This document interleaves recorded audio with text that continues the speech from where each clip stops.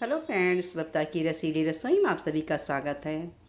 तो आज आप लोगों के साथ शेयर करने जा रहे हैं ये टेस्टी बर्फ़ी की रेसिपी, जो कि खाने में बहुत ही टेस्टी होती है और बनाना भी बिल्कुल आसान है।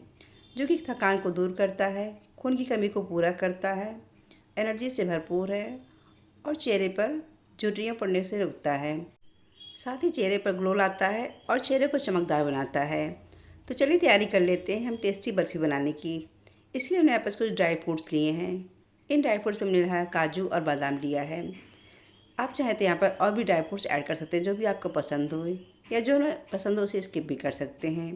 तो हमने यहाँ पर एक मुट्ठी करीब काजू लिया है और एक मुट्ठी करीब ये बादाम लिया है। साथ ही हमने एक और चीज़ ली है, वो है सफ़ेद वाले तिल, जो कि खाने में बहुत ही टेस्टी होते हैं और बर्फ़ी का टेस्ट दुगना बढ़ा देते हैं। हमने यहाँ पर रोस्टेड तिल का यूज़ किया है। आप चाहें तो यहाँ पर बिना रोस्ट किए तिल का यूज़ कर सकते हैं। तो सबसे पहले हम ड्राई फ्रूट्स को काट लेते हैं। तो हम यहाँ पर दोनों ड्राई फ्रूट्स को बारीक बारीक काट लेते हैं। तो हमने यहाँ पर बादाम को बारीक काट कर तैयार कर लिया है। साथ ही हम काजू को भी छोटे टुकड़े में काट कर तैयार कर लेते हैं।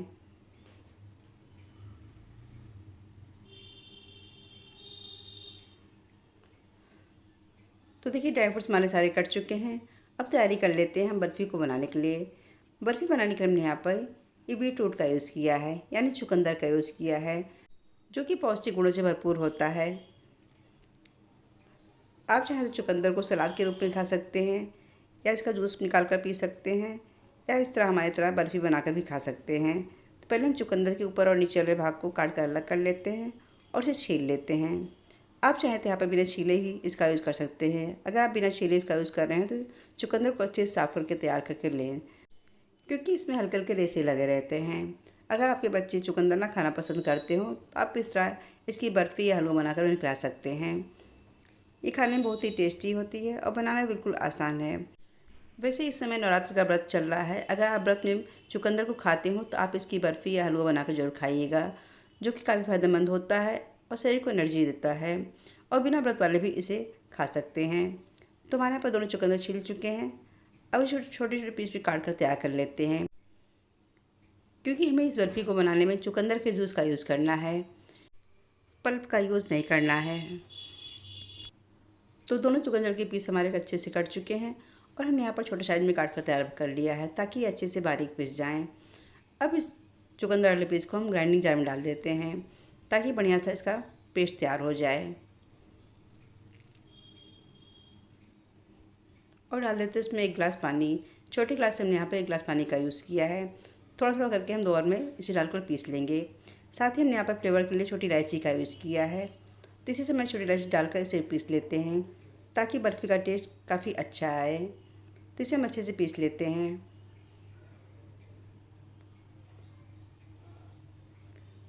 तो देखिए चुकंदर अच्छे से बारीक पीस चुका है और कलर भी बहुत ही प्यारा आया है। अब जूस निकालने के लिए इसे हम छान लेते हैं। तो हमने बारीक वाली छन्नी का यूज़ किया है।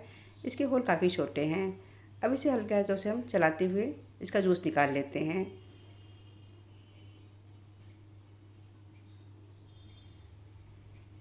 आप चाहें तो इसी चुकंदर से हलवा भी तैयार कर सकते हैं, लेकिन हमने यहाँ पर जूस से इस बर्फ़ी को तैयार किया है। तो सारे चुकंदर को इसी तरह हम छन्नी पर छान लेते हैं, ताकि उसका अच्छा सा जूस मिल जाए। और इसे हल्के हाथों से दबा दबा कर भी सारा जूस निकाल लेते हैं। और इस पल्प में काफ़ी रस बचा हुआ है, थोड़ा सा पानी डालकर उसे भी निकाल लेते हैं, ताकि बीटरूट का सारा जूस अच्छे से निकल आए। और इस वेस्ट पार्ट को हम अलग कर लेते हैं। तो देखिए चुकंदर का बढ़िया से जूस हमें मिल चुका है। अब इस जूस को हम उसी कढ़ाई में डालेंगे जिसमें हमें बर्फ़ी को तैयार करना है। तो पहले चुकंदर को 1 गिलास में डालकर देख लेते हैं कि चुकंदर की क्वांटिटी कितनी है। और इस जूस को अच्छे से फिर से एक बार छान लेते हैं, ताकि जो भी इसमें चुकंदर के कण वगैरह रह गए हों वो अच्छे से निकल जाएँ, क्योंकि हमें यहाँ पर बिल्कुल फ्रेश जूस का यूज़ करना है। तो 1 गिलास और ये दूसरा गिलास हो गया, और थोड़ा सा जूस अभी बचा हुआ है, उसे भी हम इसी में छान कर ले लेते हैं।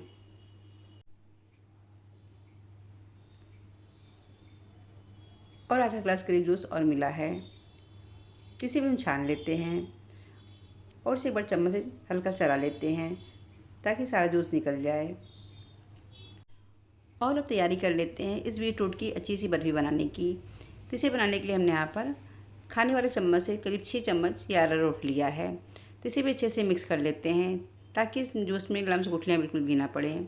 अभी हमने गैस का फ्लेम ऑन नहीं किया है, बल्कि इसे प्लेटफॉर्म पर रखकर अच्छे से मिक्स कर लिया है, क्योंकि अरारोट जल्दी से जमने शुरू हो जाते हैं। तो इसे अच्छे से मिक्स कर लेते हैं और इसे साइड में रख देते हैं और कर लेते हैं एक और तैयारी।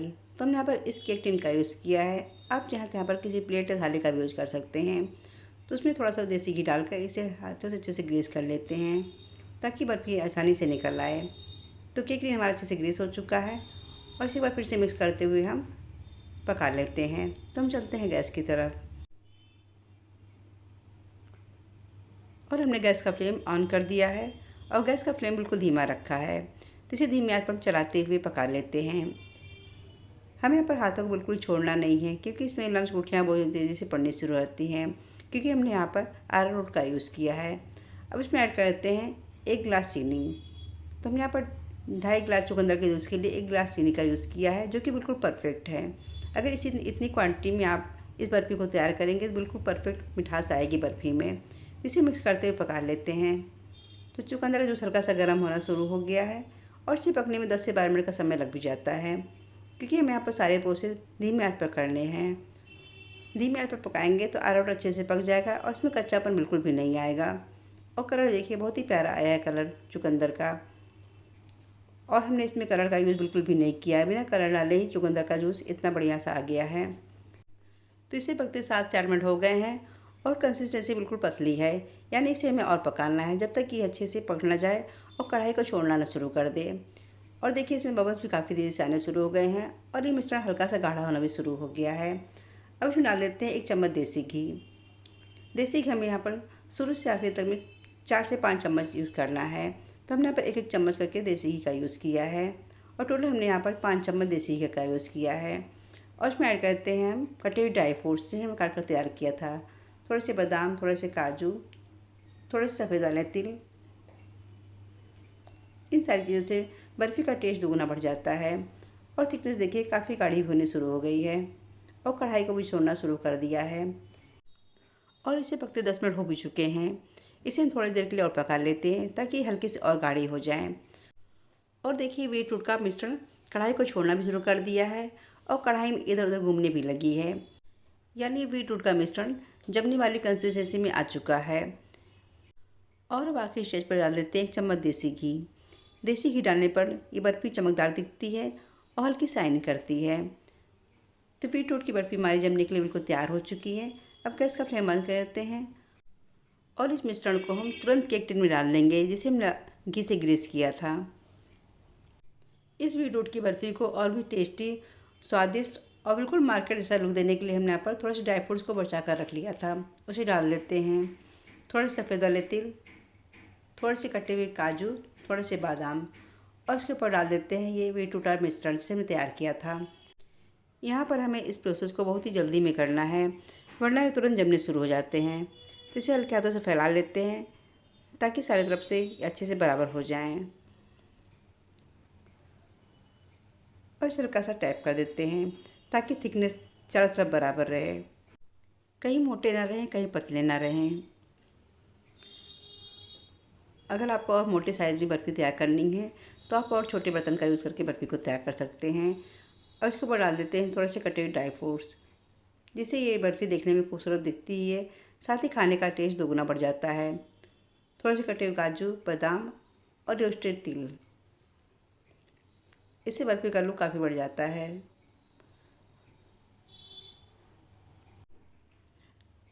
तो बिल्कुल बर्फ़ी हमारी तैयार हो चुकी है और देखने में काफ़ी खूबसूरत भी दिख रही है और खाने में तो टेस्टी है ही है, जो कि हेल्दी होने के साथ पौष्टिक गुणों से भरपूर है। अब इसे हम ठंडा होने के लिए रख देते हैं। 2 घंटे बाद इस बर्फ़ी को हम काट कर तैयार करेंगे। तो 2 घंटे हो गए हैं बर्फ़ी को रखे हुए। बर्फ़ी अच्छे से सेट हो चुकी है। अब इसके ऊपर एक प्लेट लगाकर इसे डिमोल्ड कर लेते हैं ताकि बर्फ़ी अच्छे से निकल आए और हल्का सा टैप कर देते हैं। तो देखिए बिल्कुल अच्छे से बर्फ़ी हमारी तैयार हो चुकी है और बिल्कुल परफेक्ट बनी भी है और दिखने में काफ़ी खूबसूरत भी दिख रही है। अब इसे आप मनचाहे शेप में काट कर तैयार कर सकते हैं। तो उसे एक बार फिर से बड़ी प्लेट में पलट लेते हैं ताकि काटने में आसानी हो जाए। बर्फ़ी बहुत ही परफेक्ट बन करके तैयार हुई है और देखने में बिल्कुल जेली जैसी लग भी रही है। आप लोगों ने देखा है, मार्केट में जो जेली बिकती है बिल्कुल ऐसी ही रहती है और इसका लुक, टेक्सचर, लचीलापन बिल्कुल कराची हलवा जैसा ही है। आप लोगों ने देखा ही है कि हलवाई लोग इसी तरह कराची हलवा भी बनाते हैं। और हमने इसके सारे पीस चौकोर शेप में काट कर तैयार किए हैं, क्योंकि चौकोर पीस वाली बर्फ़ी देखने में ज़्यादा खूबसूरत दिखती है। सिर्फ 250 ग्राम चुकंदर से हमने इतनी ढेर सारी बर्फ़ी तैयार कर ली है। आजकल मार्केट में खूब सारे चुकंदर आ भी रहे हैं और सस्ते दाम में मिल भी जा रहे हैं। आप एक बार इसे बनाकर जरूर ट्राई कीजिएगा। ये बर्फ़ी देखने में इतनी खूबसूरत दिख रही है, खाने में उससे ज़्यादा कहीं टेस्टी है। तो लीजिए, तैयार हो गई हमारी ये सुपर टेस्टी चुकंदर की टेस्टी बर्फ़ी। अब इसकी एक पीस निकाल कर दिखाते हैं। ये बीटरूट की बर्फ़ी बिल्कुल परफेक्ट तैयार हुई है। हाथों पर छूने पर बिल्कुल हाथों में लग नहीं रहा है। इसे पता चलता है कि बर्फ़ी बिल्कुल परफेक्ट तैयार हुई है। ये बर्फ़ी देखने में कितनी खूबसूरत दिख रही है और खाने में उससे ज़्यादा कहीं टेस्टी है और लचीलापन बिल्कुल जेली जैसा भी है।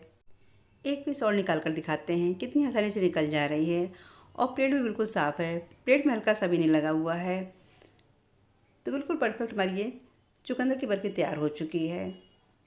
अब इसकी एक पीस हम काट कर दिखाते हैं, कितनी आसानी से कट जा रही है। तो लीजिए, तैयार होगी हमारी सुपर सॉफ्ट, मुँह में घुल जाने वाली ये टेस्टी बीटरूट की बर्फ़ी, जिसे बिना दाँत वाले भी आराम से खा लेंगे। तो सुपर टेस्टी बीटरूट की बर्फ़ी बनाने का तरीका पसंद आए तो वीडियो को लाइक करिएगा, चैनल को सब्सक्राइब शेयर जरूर कीजिएगा और बेल आइकन का बटन जरूर प्रेस कीजिएगा ताकि आने वाली वीडियो की नोटिफिकेशन आप तक सबसे पहले पहुँचे। तो मिलते हैं ऐसी टेस्टी रेसिपी के साथ। तब तक के लिए बाय एंड टेक केयर।